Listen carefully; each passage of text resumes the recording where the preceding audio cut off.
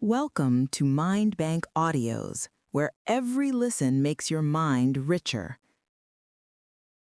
You might think that parenting is about teaching your child how to speak politely, how to succeed in school, or how to go to bed on time.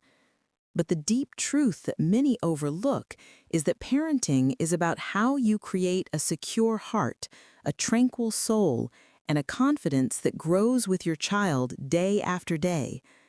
Your child doesn't need a perfect parent. They need a present parent who sees their needs behind their anger, hears their voice behind their silence, and chooses love and awareness in the most difficult moments. This book isn't just fleeting parenting advice. It's a journey to open your eyes to the small moments that make a difference. A hug after a mistake, the words, "I'm here," when they feel scared, a morning smile that tells them they are loved no matter what. These moments might not be written in school reports, but they are written in your child's heart forever and shape them into a human who knows they are worthy of love and respect. You will read words here that remind you that your child is not a burden, but a chance to learn patience and love anew. A chance to rediscover yourself, to break the cycle of repetition and choose awareness instead of yelling and connection instead of control. Every difficult situation you face with your child is an opportunity for you to grow too, to grant yourself a kindness you never experienced before, and to see parenting as it is, a path to creating love before it is a path to creating behavior. In these pages, you will find yourself smiling sometimes, contemplating sometimes, and tearing up sometimes. But you will ultimately emerge with a stronger heart, a clearer intention, and a distinct vision that you are not just raising your child, but you are raising yourself with them as well. You are raising that parent you wished you had in your own parent, day after day with love and patience, to create with your child a warm memory and an eternal relationship of love and respect that nothing can defeat. Before we begin, make sure to hit the like and subscribe button because what you'll learn today might be the turning point you've been waiting for. Chapter 1. Why do we repeat our parents' mistakes? We are born into this life as a blank page, but we start writing our first lines with what we learned from our parents, whether through words, glances, or even silence. As days go by, these lines become internal laws we live by without asking ourselves, do they truly suit us? Is this the best way to live and raise our children? We often find ourselves yelling at our children in the same way our parents yelled at us, or imposing things on them we don't even understand why we ask for. We try to be different, but in a moment of anger or exhaustion, we discover that we are repeating the same old scene we thought we hated. Here, we realize that inside us is a small child who was raised on fear, criticism, or a feeling of inadequacy, and this child is still leading us as we raise our children today. But the good news is that this cycle isn't an inescapable fate. Awareness of it is the first step to freedom. When we open our eyes and ask, why do I do that? Why do I get angry this way? Why do I fear if my child doesn't immediately obey me? That's when we begin to undo the chains we never saw and clear the way for a new approach to parenting and life. We don't have to blame our parents. They did the best they could with the knowledge and circumstances they had. But our responsibility today is to break this cycle, not by rebelling against it with shouting, but with understanding, calmness, and conscious choice. When we choose to be different, we not only free ourselves, but we also free our children from carrying burdens that don't belong to them. We need to realize that parenting is not just teaching our children what to do, it's also reparenting ourselves anew. It's a process where we reconsider our fears, our view of mistakes, and the idea of authority and control. Here, parenting becomes a path of growth, not just a task to be completed. And on this journey, you will discover that your child is not an enemy testing your patience, but a mirror reflecting what's inside you, to come to the surface, to be healed and liberated. Thus, we move to the next step in this journey, to see in our children an inner mirror that reveals ourselves. In the next chapter, Your Child, Your Inner Mirror, we will discover how your child becomes a mirror that reveals your emotions, when their crying becomes an opportunity to see a pain you haven't dealt with yet, and how parenting turns into a journey of self-discovery and liberation, so that your child becomes a partner in your healing, not a burden on your shoulders. Chapter 2. Your Child, Your Inner Mirror. Have you ever felt that your child pushes your internal buttons without meaning to? Perhaps they yell at an inconvenient time or repeat the same mistake, and you find yourself angrier than the situation warrants. In that moment, you think the problem is with your child, but the truth is that your child has only touched something inside you, something that hasn't healed yet, something you've been hiding for a long time. Children don't test our patience out of spite. They live their day with sincerity, expressing their emotions as they are, without masks. But we, as adults, carry within us childhood memories, the fear of rejection, the pain of criticism, the feeling of insecurity. And when our children act in a certain way, these emotions surface, not because they are causing them, but because they are revealing them. Here, the child, without knowing it, becomes a clear mirror reflecting what's inside us. They see our fear of losing control, our anxiety about what people say, our weakness when we believe our worth is measured by our children's behavior. And every time your child gets angry, ask yourself, what am I feeling right now? Why does this behavior bother me so much? What does this situation tell me about myself? Raising children is not just teaching them discipline and manners, it's also teaching ourselves patience, awareness, controlling our reactions, and making peace with our inner child. It's a dual journey where we raise our children and at the same time reparent ourselves anew, rebuilding our inner world step by step while helping our children grow safely. And here, yelling becomes an opportunity to understand anger, defiance an opportunity to discover our fears, and tears an opportunity to open spaces of empathy in our hearts. Your child is not a burden on your nerves. They are a small teacher, teaching you patience and true love, showing you the path to healing what you might not have known without their presence in your life. And when we realize this, we don't see our children as a cause for reaction, but as an opportunity for growth.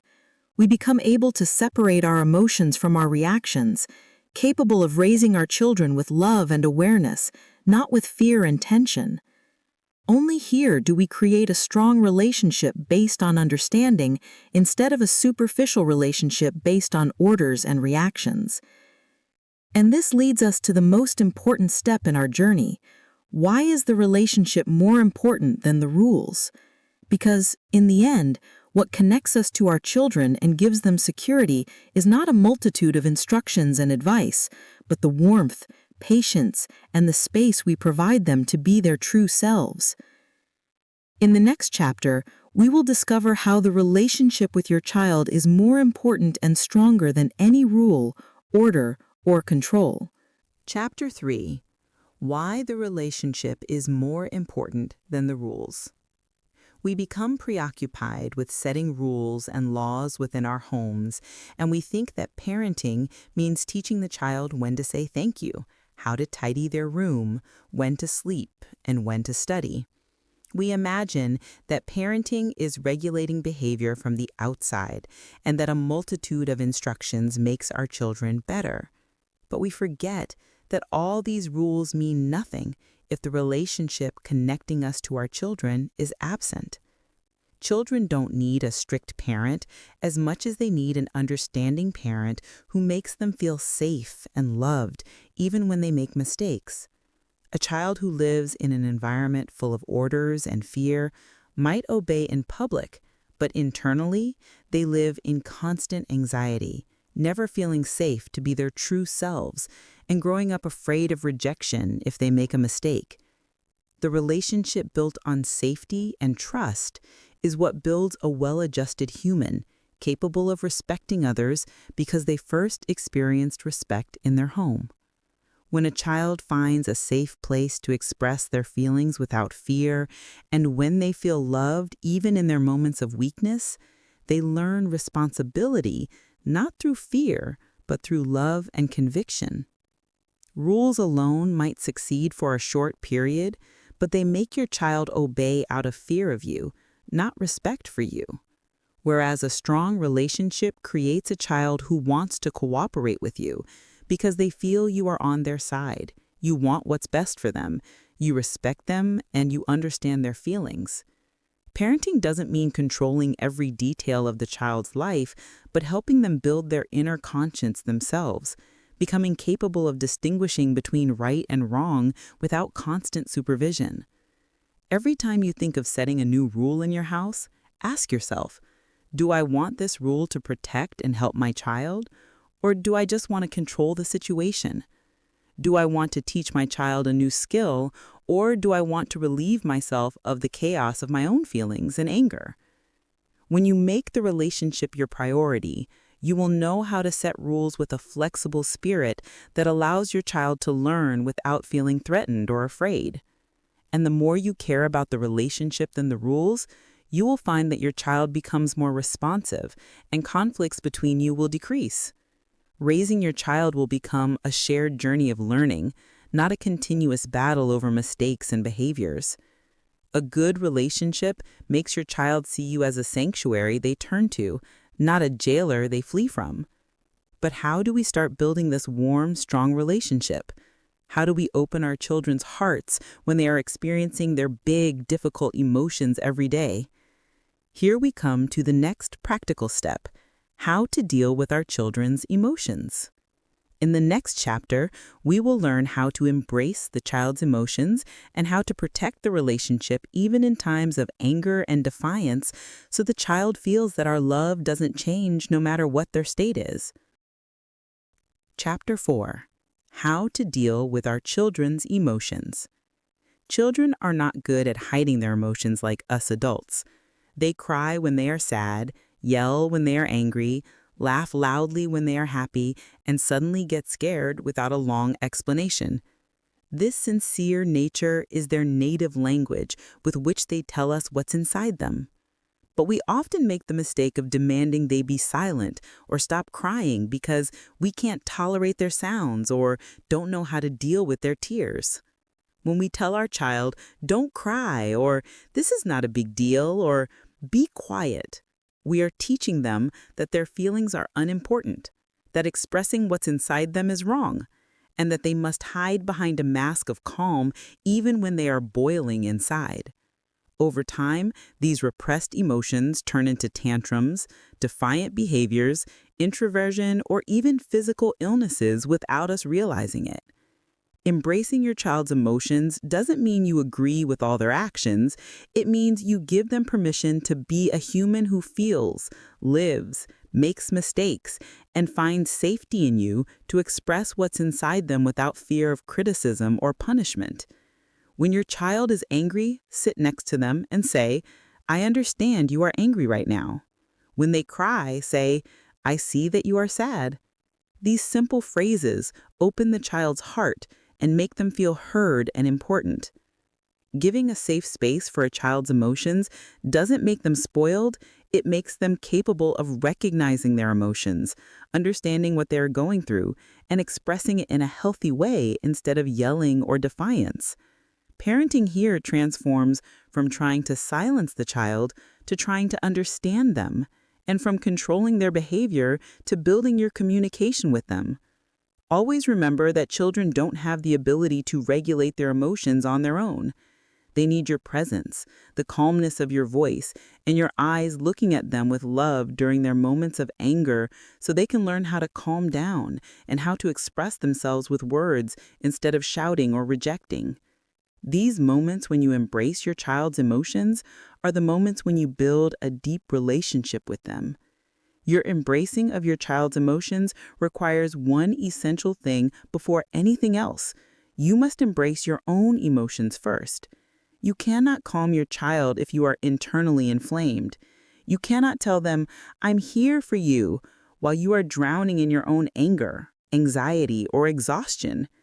Here we reach the next step in this journey. In the next chapter, we will learn how to take care of our emotions as parents, how to manage the anger that flares up in us when our children make mistakes or repeat the same behavior, and how to calm down to be the safe haven our children need, the person who is not afraid in their moments of weakness. Chapter 6. Parenting with Love, Not Fear. Many believe that strictness is the shortest path to instilling respect in a child's heart, so they raise their voices and use threats and punishment, thinking the child will become well-behaved when they are afraid. But fear does not teach respect. It teaches the child to hide their mistakes, live in constant anxiety, and believe their worth is tied to the approval of others, making them live restricted instead of well-balanced. As for parenting with love, it doesn't mean permissiveness or letting the child do whatever they want. It means setting boundaries while holding their hand, not while you are angry. It means saying no while looking into their eyes with love, not while you are angry. It means explaining to them why these boundaries are important instead of telling them, because I said so. Love makes boundaries understandable, and fear makes them suffocating walls. In parenting with love, a mistake becomes an opportunity for learning, not an occasion for harsh punishment. When your child makes a mistake, sit with them and gently explain why what they did was inappropriate and how the mistake can be corrected. This method builds their inner conscience so they learn to be responsible for their actions because they want to be better, not because they fear punishment. When you parent with love, you give your child the space to be their true self, grant them the security to express themselves without fear, and teach them how to apologize when they make a mistake and how to stand up again after a fall. This way, you create an internally strong human, not just a superficially obedient person. Parenting with love requires patience, a broad heart capable of repeating the teaching without getting tired, and awareness that makes anger a tool for teaching, not a means for punishment. In the end, love doesn't mean the absence of firmness, but it means that firmness comes with a gentle hand and a reassuring voice that makes the child trust that you are by their side even in the most difficult moments. And here we reach a golden rule in parenting. How do we teach our children to apologize when they make mistakes, and how do we serve as a role model for them in that? This is what we will answer in the next chapter. Chapter 7. Why apologizing to your children is important. Many believe that apologizing in front of a child weakens the parent's dignity or lessens the child's respect for them. But the absolute truth is that a sincere apology never reduces your value. Instead, it increases your standing in your child's heart because they see in you a real human who learns, makes mistakes, and corrects them with courage. You are thereby giving your child a living, practical lesson in humanity, honesty, and growth.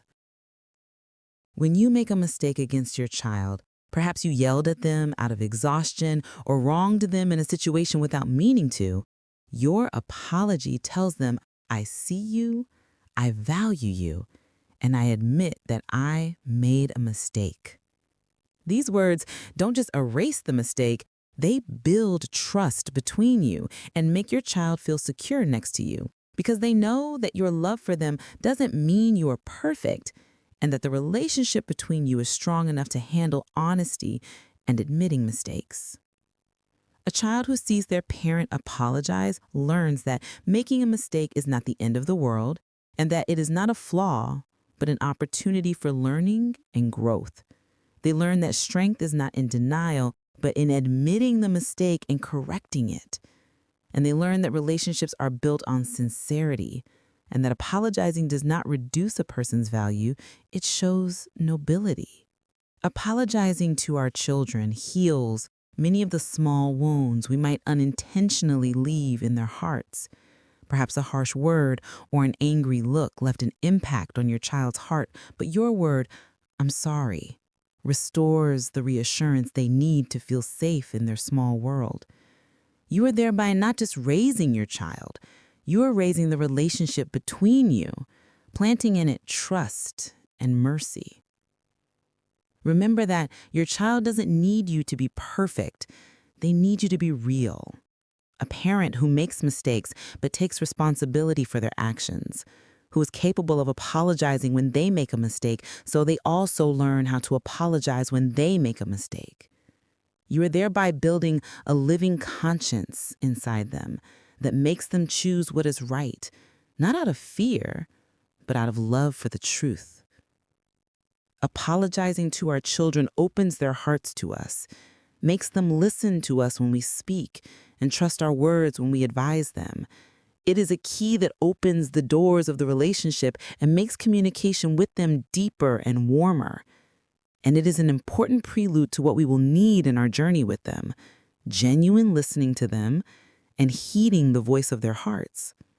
In the next chapter, we will learn how to listen to our children with our hearts before our ears, and how listening becomes a path to discovering their inner world and building a solid relationship with them that makes them come to us with all their feelings without fear, because they know we will listen and understand them before judging them.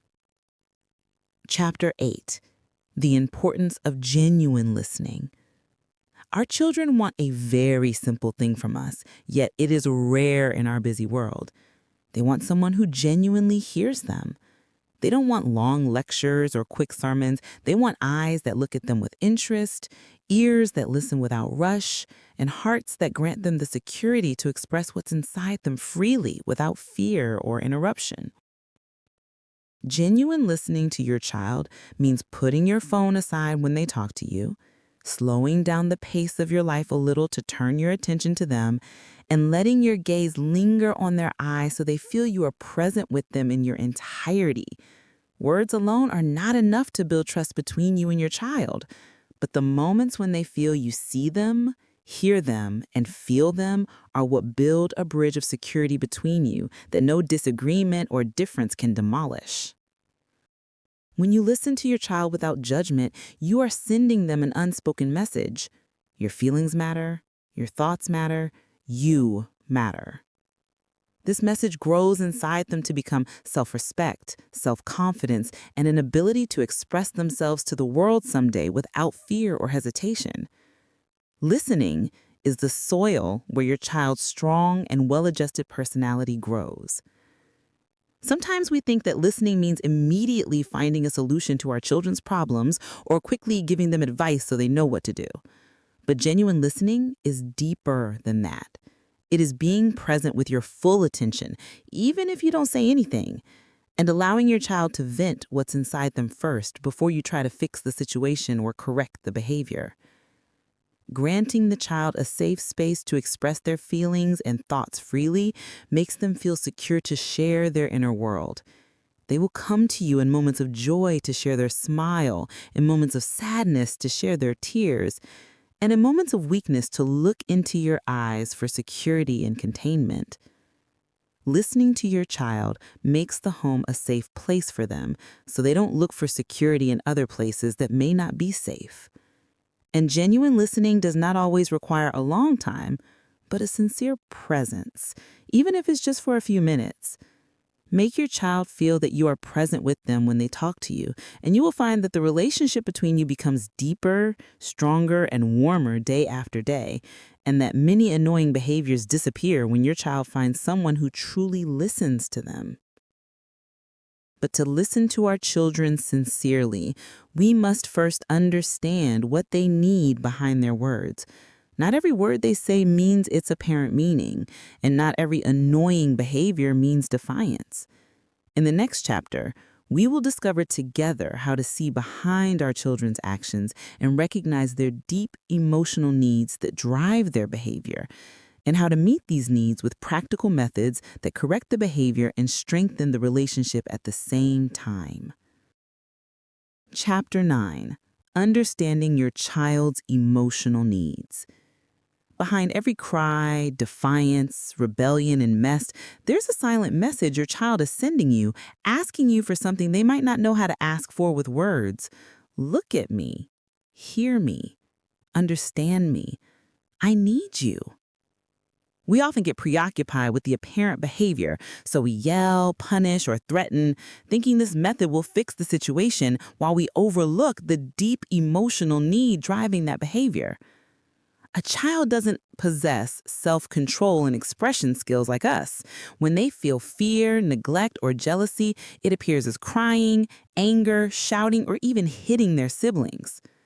If we deal with these symptoms with punishment alone, we are treating the surface and letting the root grow in secret, only to reappear later in a bigger, more annoying way.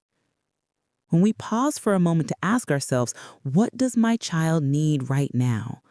We open a door to understanding and mercy instead of a door of conflict and punishment. Your child might need a hug to soothe their fear, or special time where they feel important to you, or reassuring words that restore safety to their small heart. When we meet these needs, the behavior changes automatically in many cases without yelling or threats. Understanding the child's emotional needs doesn't mean ignoring the wrong behavior, but it means that we go to the root of the problem before dealing with its manifestation. We help the child name their feelings and teach them how to express them with words instead of shouting or hitting. We teach them that feelings are not a mistake, but there are appropriate ways to express them. A child who feels heard, understood, and loved calms down internally and feels secure to be their natural self without fear, and their annoying behaviors decrease because they no longer need to get your attention by shouting or defiance. You are thereby not just raising the behavior, you are building a human who feels safe, loved, and confident in themselves. Remember that children don't need perfection from us. They need aware hearts that see behind the behavior what they truly need. From here, parenting becomes a journey of communication and understanding, not a battlefield. And the home becomes a place where the child feels safe even when they make a mistake because they know you are by their side to help them, not to judge them. And here we come to an important question. How do we deal with children's mistakes in a way that raises them and doesn't hurt them? In the next chapter, we will learn how to turn mistakes into learning opportunities that build the child's character instead of breaking it, and how to guide our children with love and firmness without threat or humiliation, so that mistakes become a step toward growth, not a reason for fear and distance. Chapter 10. How to deal with children's mistakes. Mistakes are not the enemy. They are the most important lessons on the journey of growth. Children need to make mistakes to test the world and learn the difference between right and wrong for themselves. But many parents, driven by fear or carefulness, turn these mistakes into harsh moments full of yelling and blame. So the child shrinks internally and starts hiding their mistakes, feeling that their worth is tied to their impossible perfection. When your child makes a mistake, they are not challenging your authority, nor disrespecting you, nor just testing the limits of your patience. They are living the moment naturally. They are making a mistake because they are still learning. And the more we look at our children's mistakes with this perspective, the more we can free ourselves from the anger that sometimes blinds us from seeing their true needs in that moment. In the moment of a mistake, the child does not need harsh criticism that demolishes their self-confidence, nor words that make their eyes drop in shame. They need a hand to hold them up and an eye that tells them you are by their side even when they make a mistake. When you teach your child how to correct their mistake and support them to learn from their experience, you are giving them the greatest gift: learning without fear and growth without a feeling of inferiority. We can set clear boundaries, gently explain the reason for the mistake and its effect, and help the child take responsibility without belittling or humiliating them. For example, if they broke something, we ask for their help in cleaning or fixing it. If they spoke inappropriately to others, we teach them how to apologize. This way, the mistake becomes a practical lesson, and your child becomes more aware of their choices next time. The more your child feels they are not threatened by excessive anger when they make a mistake, the more open they will be with you and more willing to admit their mistake without fear. They will learn that you are by their side on the journey of learning, not a judge standing against them. And they will learn that their worth is not shaken by a mistake, but it is enough to learn, apologize, and try again. The goal of parenting is not to create a child who doesn't make mistakes. That's impossible. But to create a human capable of admitting their mistakes, correcting them, and moving forward with confidence and sincerity. Thus, the mistake becomes a means to build a strong character instead of a reason to create fear and internal brokenness. And in order to help your child on their journey with mistakes, you must first make peace with your own mistakes and realize that you are not required to be perfect as a parent. Therefore, we will move in the next chapter to discover together the beauty of imperfection in parenting and how your humanity and your occasional weakness don't reduce your value as a parent, but make you closer to your child's heart and a true role model in life. Chapter 11. You are not a perfect parent, and that's beautiful. Deep in the heart of every parent is that silent desire to be perfect, never to make a mistake, never to raise their voice, never to feel exhausted, distressed, or angry, and to present their children with a flawless image. But the simple truth we need to whisper to our hearts is, there is no perfect parent, and there never will be. Perfection was never a condition for creating a secure and healthy relationship with your children. Your occasional mistakes don't mean you have failed. They mean you are human, that every day you are learning how to love better, how to be more patient, how to see your child's needs behind their anger and crying. The mistakes you make as a parent are not the end of the road.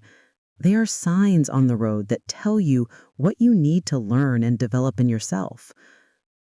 Children don't need a perfect parent, but a real parent. A parent who admits their mistake, apologizes when necessary, expresses their feelings sincerely, returns to hug their child after a disagreement, and learns from situations to be better. By doing this, you're giving your child living lessons in humanity, honesty, and humility, without needing many words or long sermons. Be kind to yourself on this journey and give yourself space to learn slowly. Don't dwell on a single moment of anger to judge yourself. Instead, ask yourself, what can I do to be better next time? And remember that your sincere pursuit of improvement, even if you don't reach perfection, is enough to create a strong and warm relationship with your child. Every time you apologize to your child or admit your mistake, you are building a bridge of trust between your heart and theirs. They see true strength in you, not because you don't make mistakes, but because you take responsibility for your mistakes and strive to correct them. They see in you the role model from whom they learn how to face life without fear of failure. And the more you grant yourself mercy and kindness, the more you will grant your children mercy and kindness in turn. Because a child who sees their parent forgive themselves and learn from their mistakes will learn how to forgive themselves when they make a mistake and how to return to try again without a feeling of inferiority or fear. After realizing the beauty of imperfection in the journey of parenting, we move to a practical step that gives this relationship warmth and continuity. Chapter 12. Building Positive Memories. In the next chapter, Building Positive Memories, we will learn together how to create small moments that stay in our children's hearts and become fuel for them in facing life, building inside them the confidence, security, and love they need to grow in life with strength and joy. Chapter 12. Building Positive Memories. Children don't remember days, they remember moments. The moment you laughed with them from your heart, the moment you hugged them after they cried, the moment you played with them on the floor, the moment you told them, "I'm proud of you." These small moments that may only take minutes of your time become shining jewels in their memory, giving them strength and warmth when they grow up and face life. In the rush of daily responsibilities and tasks, we think what our children need is ready-made food, a tidy house, or strict teaching to succeed in school, while what they truly need is a moment where we put the phone down, look into their eyes, listen to them with interest, and laugh with them without a rush. These simple moments build a much deeper relationship than hundreds of advice and words we repeat. Creating positive memories with your children doesn't require a lot of money or extraordinary effort. It requires a sincere intention that your child has space in your day and that they feel you see them and enjoy their presence. You can create a beautiful memory with a short outing, reading a bedtime story in a warm voice, a silly game where you laugh with them, or a word that makes them feel loved as they are. These moments build inside your child a reserve of love, security, and confidence that enables them to face the world with a tranquil heart. A child who feels that their parent enjoys spending time with them won't look for security in wrong places when they grow up, and they will feel that their worth is not measured by their achievements, but by their being a loved human who deserves attention and affection. And even on the difficult days when your child makes a mistake or gets angry, those positive memories you built with them will become the bridge you both cross together towards reconciliation and containment. Warm memories don't eliminate the challenges in parenting, but they make them lighter and make your child closer to you every time. Don't wait for the perfect time to create these moments. Create them in the simplest times, while cooking, while cleaning the house, while walking to school. A moment of embrace, a look full of love, a kiss on the forehead before bed, the words, "I love you," said for no reason. This is the parenting that remains in your child's heart after many long years. And because parenting not only makes your child, but also makes you, we move to chapter 13. Raising your child is also a journey for your growth. To discover how these moments and this entire journey become a means for your growth, and how raising your child helps you discover yourself, make peace with your wounds, and create a better version of yourself day after day. Chapter 13. Raising your child is also a journey for your growth. In the end, you will discover that raising children is not just a responsibility toward them, but a deep journey toward reparenting yourself. Your child will take you to inner corners you have never visited before. They will test your patience when the nights make them cry, test your calmness when they make a mistake, and test your sincerity when you see them imitating your actions before your words. You will discover with them that you need to mature, calm down, and learn how to love sincerely and unconditionally. Every difficult situation with your child is a mirror of what's inside you, your patience, your old wounds, and your deep-seated beliefs that you carry without realizing it. You will find that you get angry sometimes because you haven't healed yet from an old anger, or that you fear for them because you carry a fear you haven't named before, or that you yell because yelling was your old language when you were a child. And with your awareness of this, parenting transforms into a journey of healing and inner growth. Your child gives you the opportunity to learn patience day after day, because parenting does not give immediate results, but requires repetition, containment, and love, even in the most difficult moments. They give you the opportunity to learn kindness and mercy with yourself and with them, when you make a mistake and return to apologize, and when they make a mistake and need you to contain them instead of scaring them. When you choose awareness instead of repetition, love instead of shouting, and connection instead of control, you are granting yourself freedom first before granting it to your child. Freedom from mistaken beliefs, social pressures, and behaviors that don't resemble you. Parenting here becomes deeper than just teaching the child how to behave. It's about teaching yourself how to be a better human with them and with yourself. This journey is not always easy, but it is worth it. Every moment of awareness you live with your child will leave an impact on their small heart and on your heart too.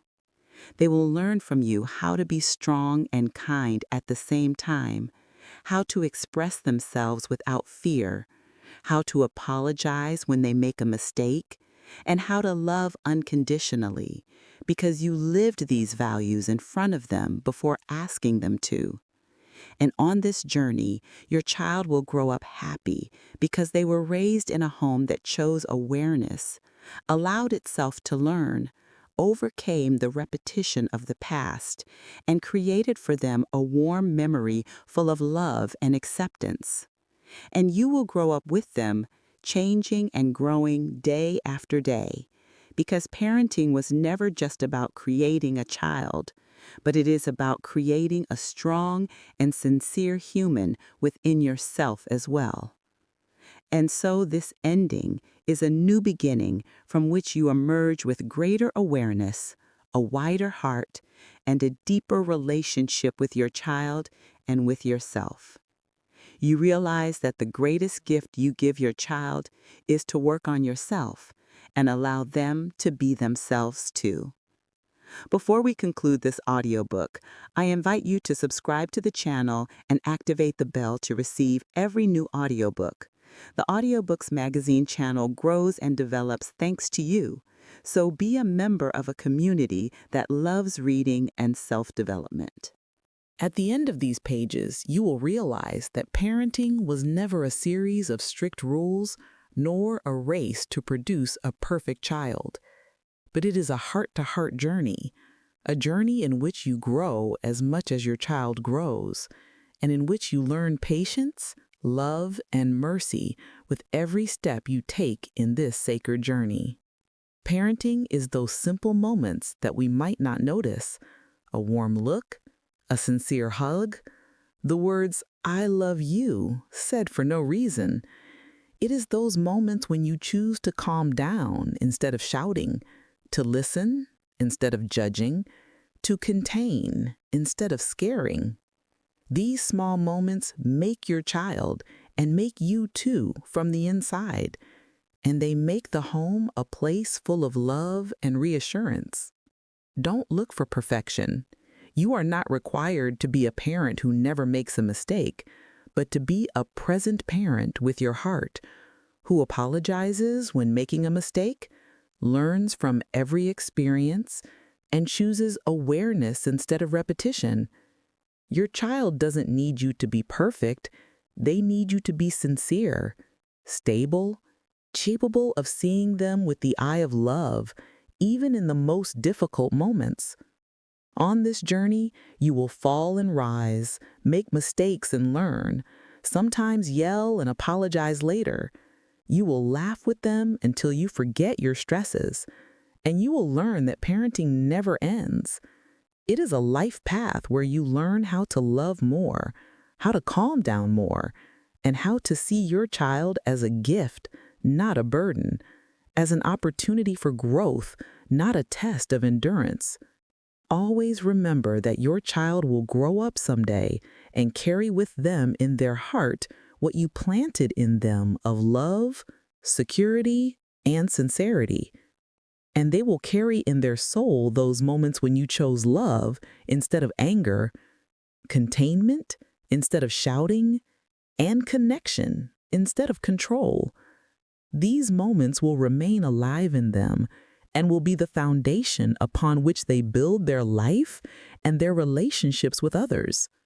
And you will discover that this journey has made you a better human, more aware, merciful, and strong.